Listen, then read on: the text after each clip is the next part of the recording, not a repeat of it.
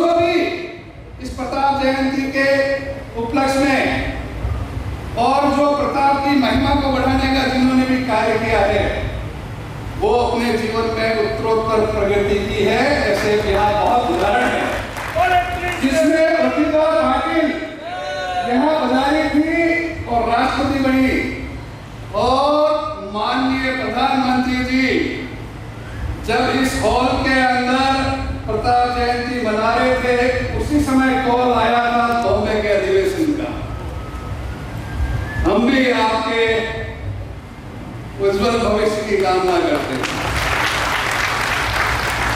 हमारे बीच में आदरणीय हम सबके मार्गदर्शक और जिनके निर्देशन में निरंतर ये क्षत्रिय महासभा का प्रोग्राम अनवरत गति से चल रहा है, ऐसे हमारे केंद्रीय अध्यक्ष आदरणीय मालूष जी कानाव साहब, हमारे बीच में बहुत ही लोकप्रिय और सशक्त विधायक जो निरंतर अपने कार्यों से कम समय के अंदर भी जनता में एक आस जगाई है कि उदयपुर शहर का विकास बहुत अच्छा हो सकता है, ऐसे हमारे आदरणीय ताराचंद जी साहब हमारे इस प्रोग्राम को पूरा का पूरा फ्रेम करके और जिनके कार्यकारिणी के अथक प्रयत्न के कारण से और जिनके नेतृत्व में हम प्रताप जयंती मनाने जा रहे हैं, ऐसे यशस्वी जिला अध्यक्ष आदरणीय चंद्रशेखर जी गरेरिया, हमारे यशस्वी उप महापौर भारत जी, हमारे ममता जी, प्रमोद जी वैसा तो निरंतर हमारे साथ में कंधे से कंधा मिला के इस प्रताप जयंती के समारोह में हमेशा साथ दिया। चंद्रकला जी हमारे निगम के सांस्कृतिक समिति के अध्यक्ष है, भगवान सिंह जी, रघुवीर सिंह जी, और मंच बहुत बड़ा है, समय कम है, लेकिन मैं आप लोगों से एक बात कहना चाहता हूँ। इस प्रोग्राम के अंदर हम बार बार कहते थे कि एक दिन के लिए हमें 7-8 घंटे दे दो। आप सुबह 5 बजे से उतारे हुए हो उठ के, और साथ ही जगह मैं 2 घंटे मांगता हूँ कि अपने मन मस्तिष्क को घड़ी नहीं देखते हुए घंटे 2 घंटे इस महाराणा प्रताप की जो जयंती समारोह है उसमें हम रहने के लिए तैयार रहें कि हम अपने पधारे हुए हमारे आदर्शों को सुन सकें। दोस्तों, प्रताप कैसे हुए, मैं थोड़ा सा गुस्ताखी चाहूंगा, लेकिन उसके पीछे का कारण है सूर्यवंशी महाराणा प्रताप। तो सबसे पहले तो मैं यहाँ के आराध्य देव एक्टिंग नाथ को नमन करता हूँ, फिर सूर्यवंशी राम को नमन करता हूँ, और काबुल से कंधार तक पहुंचाने वाले बप्पा रावल को नमन करता हूँ, मालवा तक युद्ध के अंदर मलेच्छों को बचाने वाले कुंभा को नमन करता हूँ, खानवा तक इब्राहिम लोधी की सेना को भगाने वाले राणा सांगा को नमन करता हूँ, लाखा को नमन करता हूँ, अमीर को नमन करता हूँ, राहत और महत को नमन करता हूँ, और नमन करता हूँ उस पन्नाधाय के महाबलिदानी को जिन्होंने अपने पुत्र मोह को छोड़ के इस सियासत को आज तक जिंदा रखा। उस चंदन को नमन करता हूँ, नमन करता हूँ ऐसी महारानी पद्मिनी को जिन्होंने 16,000 माताओं के साथ में अपनी अस्मिता पर आंच नहीं आए, उसके लिए जोहर की ज्वाला में डूब गई। नमन करता हूं मैं, नमन करता हूं सारी रानी को जिन्होंने युद्ध के लिए अपने पति को प्रेम जाल में नहीं बसे अपना सिर काट के दे दिया। नमन करता हूं मैं उनको, ये व्यवहार धरा ऐसे ही नहीं। मैं नमन करता हूं उनको, रामसा कंवर को, जो ग्वालियर के महाराजा अपने पिता पुत्र 2 पुत्रों के साथ में हल्दीघाटी के युद्ध में काम आए थे। मैं नमन करता हूं राणा भावकीन कासूर को मैं नमन करता हूँ, भामाशाह को।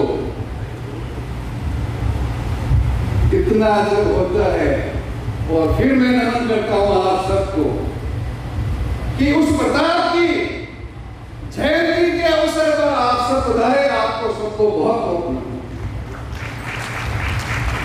और सबसे बड़ा वास्तव में प्रताप जी बाबू, ये मेवाड़ की जनता का जितना सम्मान किया जाए उतना कम है। यहाँ की जनता ने, यहाँ के लोगों ने एक डायनेस्टी पर 1400 सालों तक विश्वास किया। और नमन करना चाहता हूं मैं उन सभी शासकों का जिन्होंने प्रजा का पूरा ध्यान रखते हुए उस शासन को शासन नहीं, सेवा मान के काम किया था, तभी कोई 1400 साल तक शासन कर सकता है। वरना 92 साल में भी आजकल तो लोग भी बोर हो जाते हैं और व्यक्ति भी काम नहीं करता। 1400 साल की एक डायनेस्टी का करने का मतलब यहाँ की जनता और यहाँ के सभी महापुरुषों ने काम किया। मैं आप लोगों के चरणों में यही निवेदन करना चाहता हूँ। जो पारस जी ने थोड़ा सा कहा है, कोई बात नहीं, प्रताप के काम में कठिनाई आती है, चलेगा। लेकिन एक दिन, अभी तो हल्दी घाटी है, दिव्य अवश्य जीतेंगे हम। और एक दिन ऐसा सेना ढूंढेगा कि शहर की जनता देखेगी कि वास्तव में अब प्रताप स्वयं उठ के आगे हैं और जन चेतना करता है। महाराणा प्रताप की जयंती हम इसलिए नहीं मना रहे, आप उनके कैरेक्टर जो इतने महान पुरुषों का के बाद में जो वंशज हैं उनके प्रताप की हम सोच सकते हैं कि उन्होंने अपने जीवन के अंदर बप्पा रावल को, संगा को, कुंभा को, उन सबको देखा है।